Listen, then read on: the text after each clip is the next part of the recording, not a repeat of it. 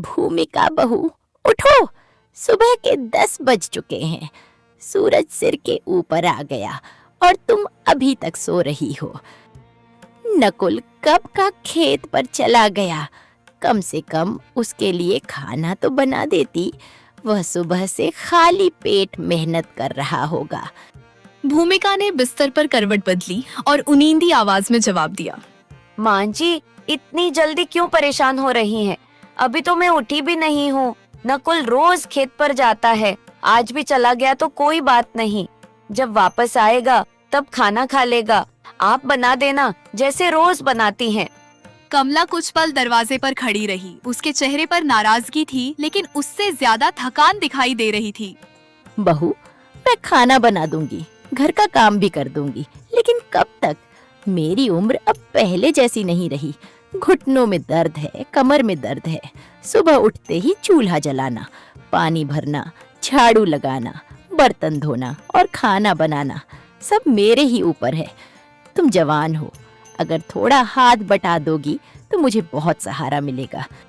भूमिका उठकर धीरे धीरे बिस्तर पर बैठ गई और कुछ देर वहीं आराम करने लगी। माँ जी, मैं मानती हूँ कि आप थकती हैं, लेकिन मैं भी हर समय काम नहीं कर सकती। सुबह उठते ही काम में लग जाना मुझे पसंद नहीं है। थोड़ा आराम करने के बाद करूँगी। ठीक है बेटी, आराम कर लो, लेकिन आराम और आलस में फर्क होता है। तुम यह बात एक दिन जरूर समझोगी। कमला इतना कहकर रसोई की तरफ चली गई। भूमिका ने उसकी बात पर ध्यान नहीं दिया। उसने आराम से उठकर मुंह धोया और फिर आंगन में बैठ गई। रसोई में कमला चूल्हा जलाने लगी। लकड़ियां जलाते समय उसकी कमर में अचानक दर्द उठा। उसने दीवार का सहारा लिया और कुछ पल वहीं खड़ी रही। चारपाई पर बैठे हरिराम ने यह देख लिया। कमला, आज दर्द ज्यादा है क्या? तू बैठ जा, इतना काम मत कर। काम कौन करेगा जी?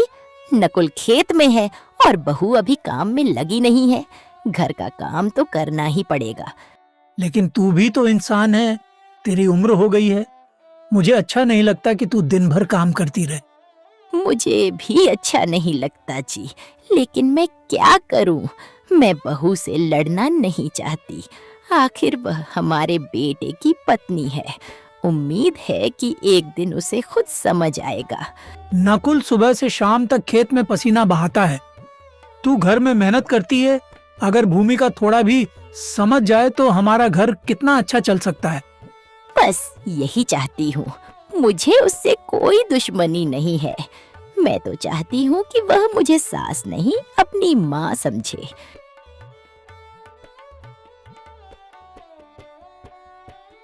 उधर नकुल खेत में लगातार काम कर रहा था। धूप तेज हो चुकी थी। वह मिट्टी पलट रहा था और बीच बीच में अपने माथे का पसीना पोंछ रहा था। हरिराम कुछ देर बाद लाठी लेकर खेत की तरफ निकल पड़े।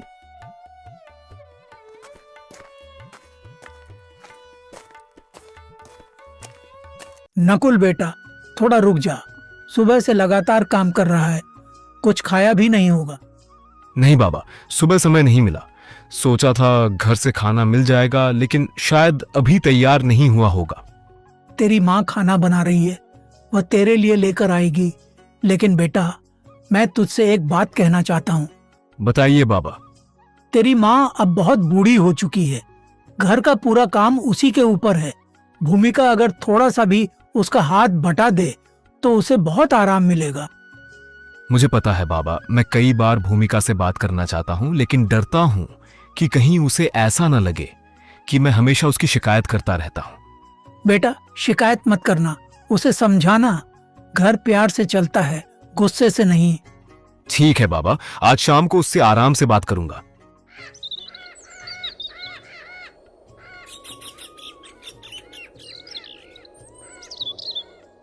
दोपहर में कमला खाना लेकर खेत पहुंची। नकुल ने माँ को आते देखा तो तुरंत उसके पास गया। माँ, आप खुद खाना लेकर आ गईं? मैंने कहा था ना कि इतनी तेज धूप में बाहर मत आया करो। आप घर पर ही आराम कर लिया करो, मैं खुद आकर खाना ले लिया करता हूँ। तो सुबह बिना खाए चला गया था बेटा। मुझे पता था कि काम में लगकर खाना भूल जाएगा, इसलिए मैं ही लेकर आ गई। नकुल ने खाना लिया और माँ के थके चेहरे को देखा। माँ, आज भी भूमिका ने खाना नहीं बनाया? खाना खा बेटा, बहू की बात मत कर। मैं नहीं चाहती कि मेरी वजह से तुम दोनों में मनमुटाव हो। माँ, आपकी परेशानी मेरी वजह से नहीं है, लेकिन अगर मैं सब देखकर भी चुप रहूं तो मुझे अच्छा नहीं लगेगा। मैं बस इतना चाहती हूँ कि तुम उससे हमेशा प्यार और समझदारी से बात करो। उसे समझने में शायद थोड़ा समय लगे। आखिर हर इंसान का स्वभाव अलग होता है। अगर तुम उसे प्यार से समझाओगे और उसकी बात भी ध्यान से सुनोगे तो धीरे धीरे वह भी तुम्हारी बात समझने लगेगी। ठीक है माँ, मैं कोशिश करूंगा। शाम के समय कमला थोड़ी देर पड़ोस में रहने वाली शांति के घर चली गई। अरे कमला बहन, आज इतनी थकी हुई क्यों लग रही हो? थकान तो अब रोज की बात हो गई है बहन। उम्र हो गई है, शरीर साथ नहीं देता। लेकिन घर का काम तो रुकता नहीं। भूमिका मदद नहीं करती क्या? बहू अभी घर के काम को अपनी जिम्मेदारी नहीं समझती। सुबह देर तक सोती है। नकुल के लिए खाना मुझे बनाना पड़ता है। बर्तन, झाड़ू पोछा, पानी भरना सब मुझे ही करना पड़ता है। तुम्हें उससे थोड़ा सख्ती से बात करनी चाहिए। नहीं बहन, मैं सख्ती नहीं करना चाहती। मैं चाहती हूँ कि वह खुद समझे।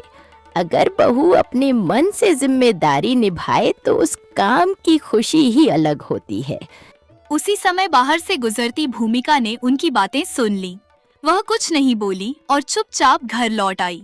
कमला थोड़ी देर बाद घर पहुंची तो भूमिका दरवाजे पर खड़ी थी। माँ जी, आपने पड़ोस में जाकर मेरी शिकायत क्यों की? मैंने तुम्हारी शिकायत करने के लिए कुछ नहीं कहा बहू।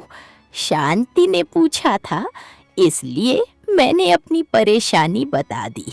लेकिन अब तो सब लोग मुझे आलसी ही कहेंगे। अगर घर की कोई बात बाहर चली गई तो हर कोई मेरे बारे में गलत सोचेगा और मुझे ताने भी मारेगा। मुझे बिल्कुल अच्छा नहीं लगेगा कि लोग मुझे आलसी समझे। अगर तुम्हें यह बात बुरी लग रही है तो मेरी बात समझो। मैं तुम्हें बदनाम नहीं करना चाहती। मैं चाहती हूँ कि तुम काम में मेरा हाथ बटाओ। माँ जी, आपको हमेशा मेरी ही गलती दिखाई देती है। मैं भी आराम करना चाहती हूँ। शादी के बाद क्या मेरी अपनी कोई जिंदगी नहीं है? बिल्कुल है बेटी, तुम्हें आराम करने और अपने लिए समय रखने का पूरा अधिकार है। लेकिन परिवार में रहने का मतलब है कि अपनी खुशी के साथ दूसरों की परेशानी को भी समझना। मुझे अभी इस बारे में बात नहीं करनी। वह कमरे में चली गई। कमला ने लंबी सांस ली।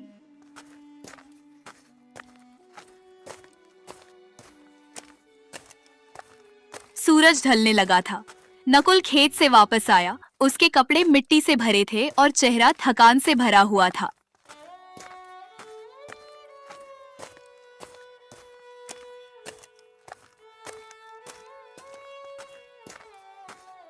माँ, मैं आ गया।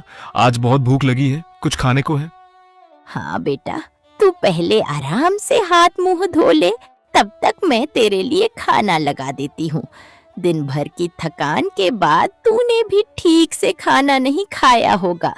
माँ, आपने ही बनाया है ना? कमला ने जवाब नहीं दिया। नकुल ने भूमिका की तरफ देखा। भूमिका, आज तुमने माँ की कुछ मदद की? नहीं, लेकिन मैंने कोई बहुत बड़ा काम भी तो नहीं किया। मैं तुम्हें दोष नहीं दे रहा, लेकिन माँ की उम्र देखो।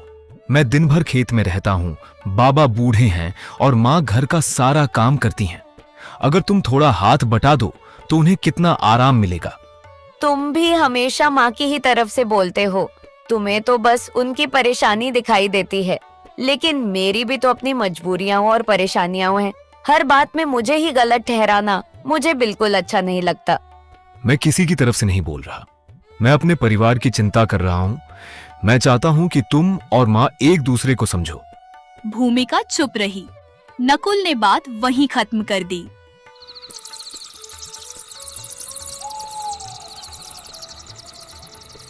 रात को घर शांत था। हरिराम सोने की तैयारी कर रहे थे। कमला दिन भर के काम से थकी चारपाई पर बैठी थी। भूमिका दूर से अपनी सास को देख रही थी। आज पहली बार उसे कमला की थकान साफ दिखाई दे रही थी। उसने मन ही मन सोचा, क्या सच में माँ जी दिन भर इतना काम करती हैं? और मैं कभी उनकी मदद करने के बजाय उनसे ही काम करवाती रही। उसके मन में पहली बार पछतावे की एक छोटी सी भावना पैदा हुई। लेकिन अगले दिन क्या होगा यह किसी को पता नहीं था, क्योंकि भूमिका की असली परीक्षा अभी शुरू ही हुई थी।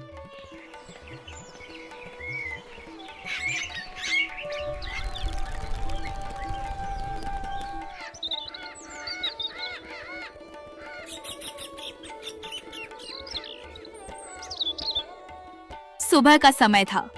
आंगन में हल्की धूप फैल रही थी। कमला हमेशा की तरह जल्दी उठ चुकी थी और चूल्हे पर पानी गर्म कर रही थी। भूमिका भी आज पहले से जागी हुई थी। रात में उसके मन में अपनी सास की बातें घूमती रही थी। भूमिका धीरे धीरे रसोई के पास आई। माँ जी, आप इतनी सुबह उठकर काम शुरू कर देती हैं। आप रोज इतना सारा काम अकेले ही करती रहती हैं। आज मैं आपकी थोड़ी मदद कर देती हूँ। आप कुछ देर बैठकर आराम कर लीजिए। कमला ने पलटकर भूमिका को देखा। उसके चेहरे पर हल्की मुस्कान आ गई। अरे बहू, आज सूरज पश्चिम से निकला है क्या? तुम इतनी सुबह उठकर खुद मेरे पास आ गई और ऊपर से काम में मेरी मदद करने की बात कर रही हो। मुझे तो यकीन ही नहीं हो रहा। आखिर आज मेरी बहू को इतनी सुबह उठने की क्या सूझी?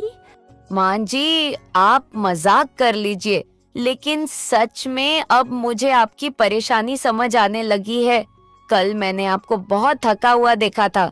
मुझे अच्छा नहीं लगा।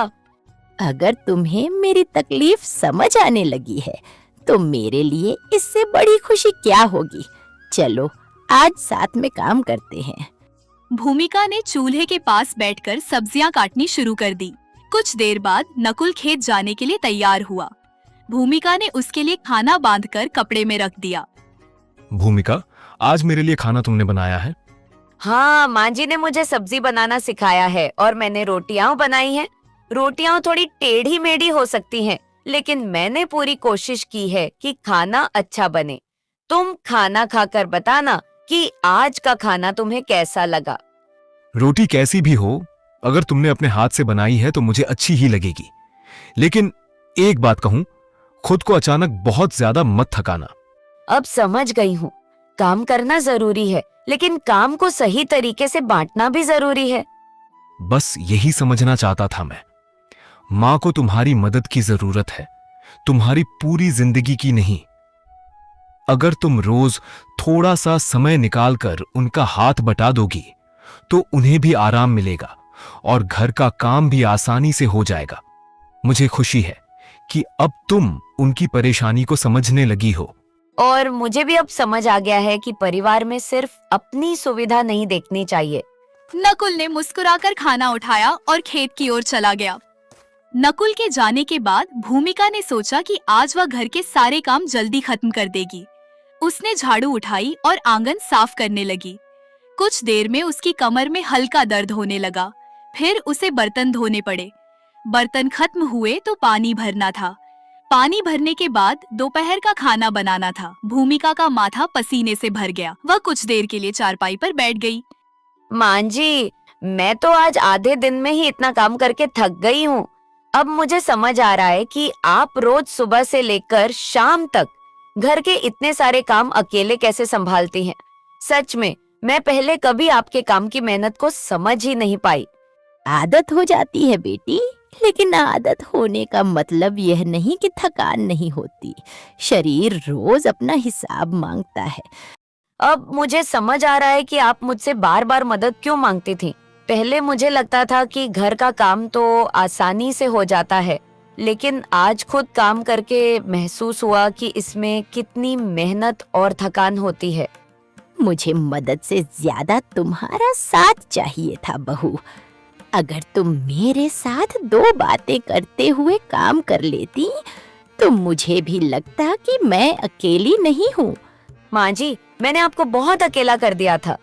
आप इतने दिनों से घर का सारा काम अकेले करती रहीं और मैं आपकी परेशानी को समझने के बजाय हमेशा अपनी ही बातों में लगी रही। आज मुझे एहसास हो रहा है कि मेरी वजह से आपको कितनी तकलीफ हुई होगी। मुझे सच में अपनी गलती का बहुत अफसोस है माँ जी। अब मैं आपको कभी अकेले इतना काम नहीं करने दूंगी। पुरानी बातें छोड़ दे बहू, जो हो गया उसे बार बार याद करके मन छोटा मत कर।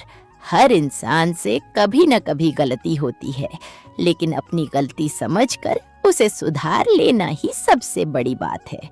आज से हम दोनों पुरानी सारी बातें भूलकर अपने रिश्ते की एक नई शुरुआत करेंगे।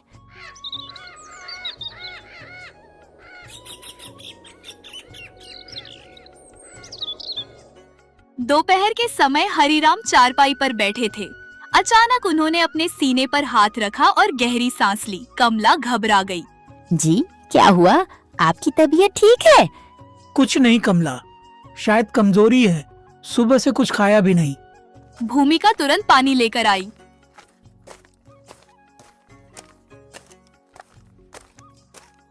बाबा, पहले पानी पी लीजिए।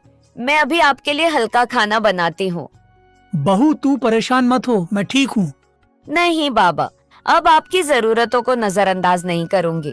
आप बैठिए, मैं खाना लेकर आती हूँ। कमला ने भूमिका को देखा तो उसके चेहरे पर संतोष था। कुछ ही देर में भूमिका ने हल्का खाना बनाकर हरिराम को दिया। बहू, आज पहली बार मुझे लग रहा है कि तू सच में घर की जिम्मेदारी समझने लगी है। बाबा, देर से समझी हूँ, लेकिन अब पीछे नहीं हटूंगी। उधर नकुल खेत में काम कर रहा था। उसका मन आज थोड़ा हल्का था। वह सोच रहा था कि शायद अब घर में चीजें बदल रही है। शाम को वह घर लौटा।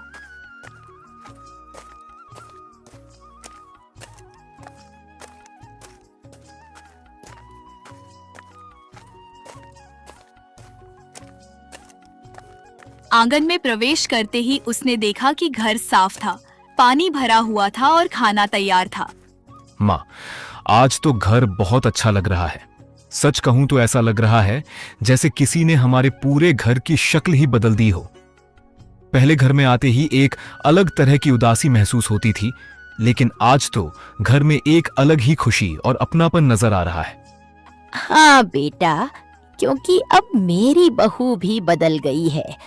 पहले जहाँ मुझे घर के सारे काम अकेले करने पड़ते थे, वहीं अब भूमिका खुद आगे बढ़कर मेरा हाथ बटाती है। सच कहूँ तो बहू के बदल जाने से सिर्फ घर ही नहीं, मेरा मन भी बदल गया है।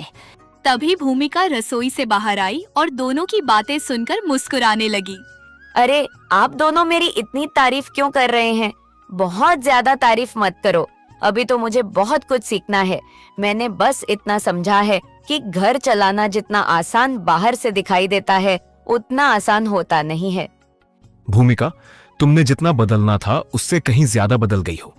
पहले तुम छोटी छोटी बातों पर काम से बचने की कोशिश करती थीं, लेकिन अब बिना किसी के कहे खुद काम करने लगती हो। सच में मुझे तुम पर बहुत खुशी और गर्व है। भूमिका कुछ पल चुप रही और फिर धीरे से बोली। नकुल, आज मुझे एक बहुत जरूरी बात समझ आई है। क्या बात समझ आई? पहले जब माँ जी सुबह मुझे उठाती थीं और कहती थीं कि बहू उठ जा, घर का काम करना है, तो मुझे लगता था कि वह मुझे परेशान कर रही है। मुझे लगता था कि उन्हें बस मुझसे काम करवाना है। लेकिन अब जब मैं खुद सुबह उठकर घर के काम करती हूँ, तब समझ आया कि माँ जी कितनी मेहनत करती थी।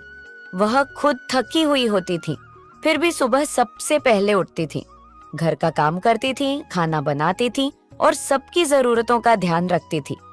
मैंने कभी यह सोचने की कोशिश ही नहीं की कि उनके ऊपर कितना काम और कितनी जिम्मेदारी है। बहू, पुरानी बातें याद करके खुद को दुखी मत कर। मुझे खुशी है कि आज तुम्हें अपनी गलती समझ आ गई। हर इंसान से कभी न कभी गलती होती है, लेकिन जो अपनी गलती समझकर खुद को बदल ले, वही असली समझदार होता है। माँ जी, आपने मुझे कभी पराया नहीं समझा, फिर भी मैंने आपको समझने में बहुत देर कर दी। अब मैं चाहती हूँ कि आगे से आपको घर का कोई भी काम अकेले न करना पड़े। जितना मुझसे होगा मैं आपका हाथ जरूर बटाऊंगी। गलती समझ में आ जाना ही सबसे बड़ी बात है।